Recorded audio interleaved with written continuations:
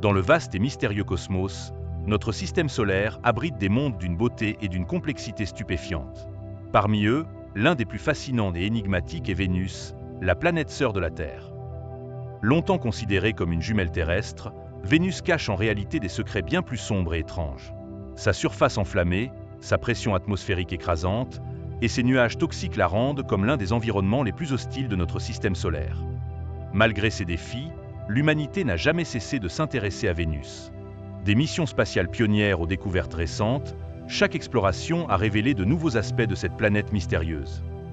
Dans ce documentaire, nous allons plonger au cœur de Vénus, explorer ses paysages volcaniques, ses plaines désertiques et ses montagnes majestueuses. Nous découvrirons les dernières avancées scientifiques et les théories sur son passé, son présent et son avenir. Un sceau cylindrique de la période de Jumdet-Nasser indique que les anciens Sumériens savaient déjà que l'étoile du matin et l'étoile du soir étaient le même objet céleste. Ils nommèrent la planète d'après leur déesse Inanna, qui était connue sous le nom d'Ishtar par les Akkadiens et les Babyloniens ultérieurs. Les Grecs pensaient initialement que l'étoile du matin, Phosphore, et l'étoile du soir, Hespérus, étaient deux objets différents. Cependant, Pythagore ou ses disciples ont fini par réaliser qu'il s'agissait de la même planète, qu'ils nommèrent Aphrodite. Les Romains l'appelèrent Vénus, en l'honneur de leur déesse de l'amour et de la beauté. Au XVIIe siècle, Galilée observa les phases de Vénus à travers son télescope, fournissant une preuve solide en faveur du modèle héliocentrique du système solaire. Cette observation fut une percée majeure dans la compréhension de la nature des planètes. Les transits de Vénus en 1761 et 1769 ont été particulièrement importants pour l'astronomie du XVIIIe siècle. Ces événements fournissaient la méthode la plus précise connue à l'époque pour déterminer la distance entre la Terre et le Soleil. De nombreuses expéditions scientifiques ont été lancées pour observer ces transits depuis différentes parties du globe, notamment l'expédition de James Cook à Tahiti en 1769. Au XIXe siècle, de nombreux observateurs affirmaient que Vénus avait une période de rotation d'environ 24 heures. L'astronome italien Giovanni Schiaparelli fut le premier à prédire une rotation significativement plus lente, en proposant que Vénus était en rotation synchrone avec le Soleil, comme il l'avait également proposé pour Mercure. Bien que cela ne soit pas exact pour aucune des deux planètes, c'était tout de même une estimation assez précise. Les caractéristiques des nuages de Vénus furent découvertes avec certitude en 1927 à 1928 grâce à des photographies ultraviolettes. Les premières études du spectre infrarouge de Vénus, en 1932, ont montré que son atmosphère est principalement composée de dioxyde de carbone. Des observations infrarouges ultérieures ont révélé davantage de détails sur la composition de l'atmosphère et des nuages. Ces observations et découvertes ont jeté les bases de la compréhension moderne de Vénus et de ses caractéristiques. La distance entre Vénus et la Terre varie constamment en fonction de leurs positions respectives sur leurs orbites. Lorsque Vénus est au plus proche de la Terre, la distance est d'environ 40 millions de kilomètres. Cependant, cette distance peut atteindre un maximum d'environ 256 millions de kilomètres lorsque Vénus est de l'autre côté du Soleil. La distance moyenne de Vénus au Soleil est de 108,2 millions de kilomètres. Cette distance varie légèrement entre 107,4 millions de kilomètres et 108,9 millions de kilomètres en raison de l'orbite elliptique de Vénus, bien que cette orbite soit la moins excentrique de toutes les planètes. Au XIXe siècle, de nombreux observateurs affirmaient que Vénus avait une période de rotation d'environ 24 heures. L'astronome italien Giovanni Schiaparelli fut le premier à prédire une rotation significativement plus lente, en proposant que Vénus était en rotation synchrone avec le Soleil, comme il l'avait également proposé pour Mercure. Bien que cela ne soit pas exact pour aucune des deux planètes, c'était tout de même une estimation assez précise. Les caractéristiques des nuages de Vénus furent découvertes avec certitude en 1927 à 1928 grâce à des photographies ultraviolettes. Les premières études du spectre infrarouge de Vénus, en 1932, ont montré que son atmosphère est principalement composée de dioxyde de carbone. Des observations infrarouges ultérieures ont révélé davantage de détails sur la composition de l'atmosphère et des nuages. Ces observations et découvertes ont jeté les bases de la compréhension moderne de Vénus et de ses caractéristiques. Vénus est la deuxième planète du système solaire en partant du Soleil. Elle orbite autour du Soleil sur une trajectoire qui est l'une des plus circulaires parmi toutes les planètes. Voici quelques caractéristiques clés de son orbite. Vénus met environ 224,7 terres-jours pour effectuer une orbite complète autour du Soleil. Cette période est appelée l'année vénusienne. Cela signifie que si vous étiez sur Vénus, vous vivriez une année vénusienne d'environ 224,7 jours terrestres. Cette durée est plus courte que l'année terrestre, qui dure 365,25 jours. Vitesse orbitale. La vitesse moyenne de Vénus sur son orbite est d'environ 35,02 km par seconde. L'orbite de Vénus est l'une des moins excentriques parmi les planètes du système solaire, avec une excentricité de seulement 0,0067. Cela signifie que sa trajectoire est presque un cercle parfait, ce qui explique pourquoi la distance entre Vénus et le Soleil varie très peu tout au long de son orbite. Contrairement aux autres planètes, Vénus tourne sur elle-même dans le sens inverse de sa rotation autour du Soleil. Cette rotation rétrograde est unique dans le système solaire et fait que le Soleil se lève à l'ouest et se couche à l'est sur Vénus. En raison de cette rotation rétrograde, un jour vénusien, la durée entre deux levées de Soleil au même endroit, dure environ 116,75 terres-jours, bien que la rotation sur elle-même, la journée sidérale, dure 243 terres-jours. L'orbite de Vénus a une influence significative sur la Terre. Les alignements réguliers de Vénus, de la Terre et du Soleil provoquent des phénomènes tels que les transits de Vénus, qui se produisent en paires séparées par environ 8 ans, avec des intervalles de 121,5 et 105,5 ans entre les paires. Les transits de Vénus ont été utilisés par les astronomes du XVIIIe siècle pour mesurer la distance entre la Terre et le Soleil. Les expéditions de James Cook en 1769 pour observer le transit de Vénus ont été cruciales pour ces calculs. Le volume de Vénus est de 0,857 fois celui de la Terre. Cela signifie que Vénus a un volume légèrement inférieur à celui de la Terre, ce qui est cohérent avec sa taille et sa masse comparativement plus petite. La température de surface de Vénus est extrêmement élevée, avec une moyenne de 462 degrés Celsius.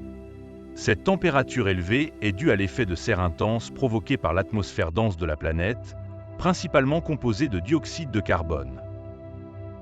À la surface, la température varie très peu entre le jour et la nuit, restant constante à environ 462 degrés Celsius.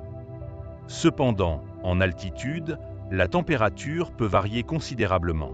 À 100 km d'altitude, la température peut atteindre 29 degrés Celsius le jour et chuter à moins 143 degrés Celsius la nuit. La pression atmosphérique à la surface de Vénus est également très élevée, atteignant 93 bars, soit 92 fois plus importante que sur Terre. Cette pression élevée rend le dioxyde de carbone à la surface un fluide supercritique. En résumé, l'atmosphère de Vénus est caractérisée par des températures extrêmement élevées et une pression atmosphérique très élevée, rendant la surface de la planète inhospitalière. Une personne pesant 70 kg sur Terre pèserait environ 63,35 kg sur Vénus. La gravité sur Vénus est légèrement inférieure à celle de la Terre. Pour être plus précis, l'accélération due à la gravité sur Vénus est d'environ 8,87 mètres par seconde carrée, ce qui représente environ 90,5% de la gravité terrestre. Cette différence de poids est due à la gravité plus faible sur Vénus, qui exerce une force moins importante sur les objets comparés à la Terre. Les liquides, s'ils étaient présents à la surface de Vénus, se comporteraient de manière similaire à ceux sur Terre, mais avec une légère réduction de l'effet de gravité. Cependant, la température extrêmement élevée de la planète fait que l'eau n'existe pas à l'état liquide sur la surface de Vénus. La gravité plus faible de Vénus facilite légèrement les atterrissages et les décollages des sondes spatiales. Cependant, la densité de l'atmosphère et la température extrême posent des défis techniques importants. Les sondes envoyées sur Vénus doivent être conçues pour résister à des conditions extrêmes, y compris la gravité, la pression et la chaleur. La gravité plus faible peut légèrement améliorer la durée de vie des batteries et des systèmes mécaniques, mais les conditions globales restent très hostiles. La surface de Vénus est couverte de volcans, dont certains sont parmi les plus grands du système solaire. On y trouve des volcans boucliers, des volcans complexes et des volcans caldeira. Le plus grand volcan de Vénus est Mattermons, qui s'élève à plus de 8 km au-dessus du niveau moyen de la surface. De vastes plaines de lave recouvrent une grande partie de la surface de Vénus. Ces plaines sont le résultat d'éruptions volcaniques massives qui ont eu lieu il y a plusieurs milliards d'années. Vénus possède de hautes montagnes, dont certaines atteignent des altitudes similaires à celles des plus hautes montagnes terrestres. La plus haute montagne de Vénus, Maxwell Mount, culmine à environ 11 km. La surface de Vénus présente également des régions tectoniques, avec des failles et des fractures qui témoignent d'une activité tectonique passée. Ces structures suggèrent que la croûte de Vénus a été soumise à des forces de compression et de traction. L'atmosphère de Vénus est l'une des plus denses et des plus hostiles du système solaire. Elle joue un rôle crucial dans la compréhension des conditions extrêmes qui règnent sur cette planète. L'atmosphère de Vénus est dominée par une couche épaisse de nuages d'acide sulfurique. Ces nuages reflètent environ 75% de la lumière solaire, ce qui donne à Vénus son aspect brillant et blanc lorsqu'on l'observe du sol terrestre. Les nuages se forment à des altitudes comprises entre 45 et 70 km au-dessus de la surface. Ils sont en constante circulation, entraînant des vents d'ouest à est à des vitesses allant jusqu'à 360 km/h. L'atmosphère de Vénus est composée à 96,5% de dioxyde de carbone. Cette composition est à l'origine de l'effet de serre intense qui maintient la surface de Vénus à une température élevée. Le reste de l'atmosphère est principalement composé d'azote, soit environ 3,5%. De petites quantités de gaz, tels que le dioxyde de soufre, le monoxyde de carbone, l'oxygène et l'argon. Les gaz à effet de serre réfléchissent la chaleur infrarouge émise par la surface de la planète, la piégeant dans l'atmosphère et empêchant son évasion dans l'espace. La circulation atmosphérique sur Vénus est caractérisée par des vents supersoniques à haute altitude. Ces vents, connus sous le nom de superrotation, circulent beaucoup plus rapidement que la rotation de la planète elle-même.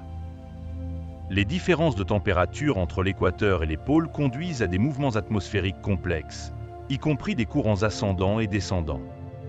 L'eau sur Vénus est un sujet de grande importance et d'intense recherche. Mais en réalité, la présence d'eau à l'état liquide sur la surface de Vénus est extrêmement limitée, voire inexistante. La température de surface de Vénus atteint environ 462 degrés Celsius, ce qui est bien au-dessus du point d'ébullition de l'eau. La pression atmosphérique à la surface est d'environ 93 bars. Ces conditions extrêmes rendent impossible l'existence de l'eau à l'état liquide sur la surface de Vénus. La chaleur intense et la pression élevée font que toute trace d'eau à l'état liquide serait instantanément vaporisée ou décomposée en ses composants chimiques, hydrogène et oxygène. Certaines théories suggèrent que Vénus a pu avoir une atmosphère plus dense en eau dans le passé, similaire à celle de la Terre. Les modèles climatiques indiquent que Vénus a pu avoir des océans il y a plusieurs milliards d'années. Cependant, l'effet de serre intense et la perte de gaz atmosphérique vers l'espace ont probablement conduit à l'évaporation et à la décomposition de l'eau, transformant la planète en l'environnement hostile que nous connaissons aujourd'hui. La forte activité volcanique et l'effet de serre intense ont probablement accéléré l'évaporation de l'eau, qui s'est ensuite décomposée en hydrogène et oxygène. L'hydrogène, plus léger, a été perdu vers l'espace, laissant l'oxygène se combiner avec d'autres éléments pour former des oxydes. Bien que des traces d'eau vaporisée soient présentes dans l'atmosphère de Vénus, l'existence d'eau à l'état liquide sur sa surface est impossible en raison des conditions extrêmes de température et de pression. Les recherches scientifiques continuent d'explorer la possibilité que Vénus ait eu des océans dans le passé. Vénus ne possède aucune lune. Elle est l'une des 2 planètes du système solaire, avec Mercure, qui n'ont pas de satellite naturel. Vénus n'a jamais été observée avec des lunes, et les missions spatiales envoyées vers cette planète n'ont détecté aucune lune. La majorité des planètes du système solaire ont des lunes. Par exemple, la Terre a une lune, Mars en a 2, Jupiter en a 79 connues, Saturne en a 82, Uranus 27 et Neptune 14. Il y a plusieurs théories pour expliquer l'absence de lune autour de Vénus et de Mercure. L'une des hypothèses les plus acceptées est que leur proximité avec le Soleil a rendu difficile la capture et la stabilisation de lune. Les forces gravitationnelles du Soleil auraient pu perturber les orbites de tout objet en orbite autour de ces planètes. L'absence de Lune peut également influencer la rotation et l'atmosphère de Vénus. Par exemple, la rotation très lente de Vénus, une rotation complète sur elle-même, prend 243 jours terrestres, et sa rotation rétrograde, dans le sens inverse de la plupart des autres planètes, pourrait être liée à l'absence de Lune. La composition exacte du sol de Vénus n'est pas entièrement connue, mais des études et des missions spatiales ont permis de recueillir certaines informations. La surface de Vénus est principalement composée de roches volcaniques, notamment du basalte et de roches ignées. Ces roches sont le résultat d'activités volcaniques intenses qui ont façonné la surface de la planète au fil du temps. La présence de ces roches suggère que Vénus a connu une activité volcanique importante dans son passé, et que cette activité se poursuit encore aujourd'hui, bien que de manière moins intense. En outre, la surface de Vénus est recouverte de plaines volcaniques, de montagnes, de cratères d'impact et de structures géologiques uniques comme les coronae, les arachnoïdes et les pharas, qui sont des formations attribuées à des manifestations atypiques de volcanisme. Bien que la composition exacte du sol de Vénus reste un sujet d'étude, ces observations suggèrent que la surface de la planète est principalement constituée de matériaux volcaniques, similaires à se trouver sur Terre, mais dans un environnement extrêmement hostile avec des températures élevées et une pression atmosphérique intense. L'exploration de Vénus a débuté dès les premières années de l'ère spatiale, avec des missions pionnières lancées principalement par l'Union soviétique et les États-Unis. Mariner 2, NASA, 1962, sonde de survol, première mission qui a réussi à survoler Vénus. Elle a révélé l'existence d'une atmosphère dense et de températures extrêmement élevées à la surface de la planète. Venera 4, URSS, 1967. Sondes atmosphériques, objectif, étudier l'atmosphère de Vénus. Elle est la première sonde à fonctionner dans l'atmosphère de Vénus, fournissant des données précieuses sur la composition atmosphérique jusqu'à 25 km d'altitude. Venera 7, URSS, 1970.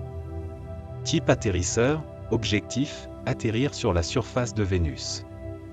Ce fut la première mission à atterrir avec succès sur la planète, émettant des signaux de la surface pendant 23 minutes. Venera 9 et 10, URSS, 1975.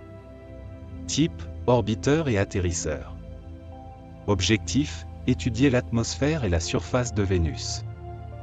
Résultat, fournit les premières images de la surface de Vénus, ainsi que des données sur l'atmosphère et le sol. Pioneer venu, NASA, 1978. Type, orbiteur et sondes atmosphériques. Objectif, étudier l'atmosphère et la surface de Vénus. Résultat, l'orbiteur a fonctionné jusqu'en 1992, fournissant des données détaillées sur l'atmosphère et la topographie de la surface. Venera 15 et 16, URSS, 1983. Type, orbiteur.